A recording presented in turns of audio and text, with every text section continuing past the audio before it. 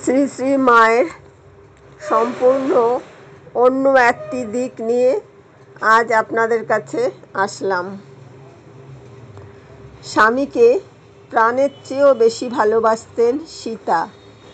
স্বামীর কাছে তিনিও ছিলেন প্রাণের চেয়েও প্রিয়, কিন্তু সেই স্বামীর কাছ থেকেই সবচেয়ে বেশি আঘাত এবং অসম্মান পেতে হয়েছে তাকে। সারদা যদিও এদিক দিয়ে সীতার চেয়ে ভাগ্যবতী ছিলেন, কিন্তু তার জীবনেও দু একটি ঘটনা আছে যেগুলিতে তার প্রতি শ্রীরামকৃষ্ণের আচরণ তার জীবনী পাঠকদের মনকে বেদনায় ভারাক্রান্ত করে তোলে।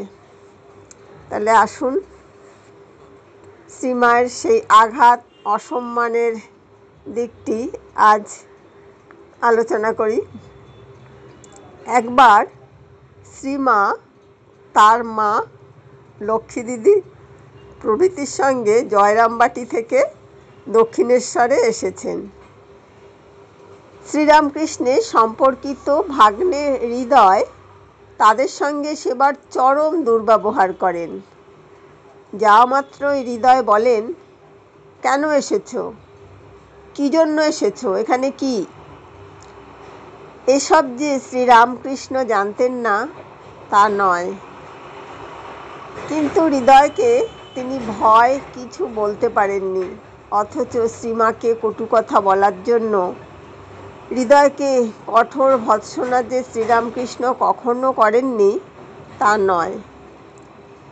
মেয়ের অপমানে শ্রীমায়ের মা বললেন, চলো ফিরে দেশে যাই, এখানে কার কাছে মেয়ে রেখে যাব।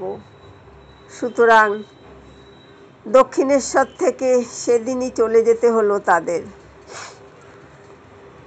রামলাল দাদা পাড়ের নৌকো এনে দিলেন।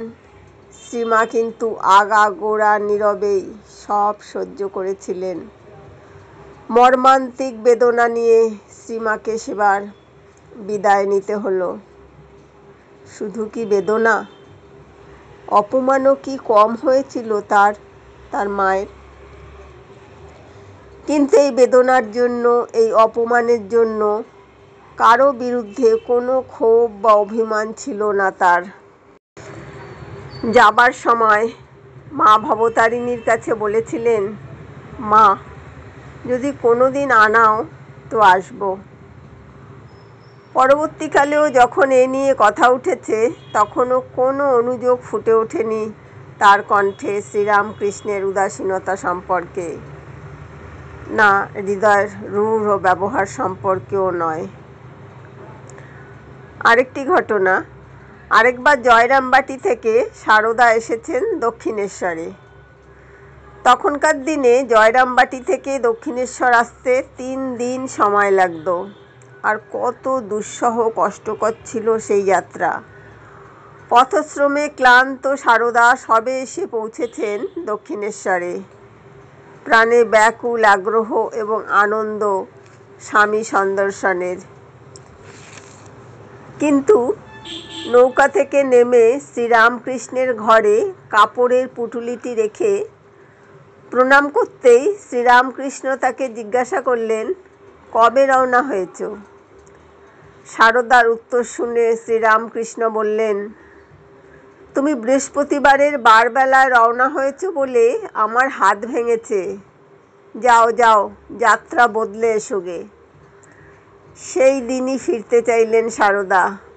শ্রীরামকৃষ্ণ বললেন, আজ থাকো, কাল যেও। শ্রীরামকৃষ্ণের ব্যবহারে সারদার মনে তখন কী প্রতিক্রিয়া হয়েছিল তা সহজেই অনুমেয়। কিন্তু মুখে সে গভীর ব্যথার কোনো প্রকাশ ছিল না তার।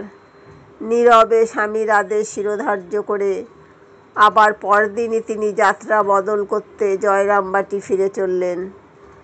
আবার সেই ভয়ানক কষ্ট ও ক্লান্তিকর দীর্ঘ যাত্রা। অথচ শ্রীমার মুখে আমরা সব সময় শুনেছি, আমি এমন স্বামীর কাছে পড়েছিলুম যে তিনি কখনো আমাকে তুই পর্যন্ত বলেননি। কখনো আবার তিনি বলেছেন, আহা তিনি আমার সঙ্গে কী ব্যবহারই করতেন, একদিনও মনে ব্যথা পাবার মতো কিছু বলেননি, কখনো ফুলটি দিয়েও ঘা দেননি। সহিষ্ণুতার প্রতিমূর্তি, পাতিব্রতের পরাকাষ্ঠা সীতা সম্পর্কে রামচন্দ্র চরম অবিচার করেছিলেন। আত্মত্যাগ ও তিতিক্ষার সাক্ষাৎ প্রতিমা, পতিপ্রাণতার বিগ্রহ সারদার জীবনের এই ঘটনা দুটি স্মরণ করিয়ে দেয় সীতা ও সারদা বেদনা বহনের শক্তিতে পরস্পরের কত কাছাকাছি। সর্বংসহা সারদার অসাধারণ সহিষ্ণুতার কাছে নতমস্তক হয়েছিলেন শ্রীরামকৃষ্ণ। গোলাপ মাকে শ্রীরামকৃষ্ণ বলেছিলেন, ওর সহ্যগুণ কত, ওকে নমস্কার। জয় মা, জয় ঠাকুর। আজকের মতো এইটুকুই। আবার আসবো নতুন একটা ভিডিও নিয়ে। ততক্ষণ পর্যন্ত ভালো থাকুন।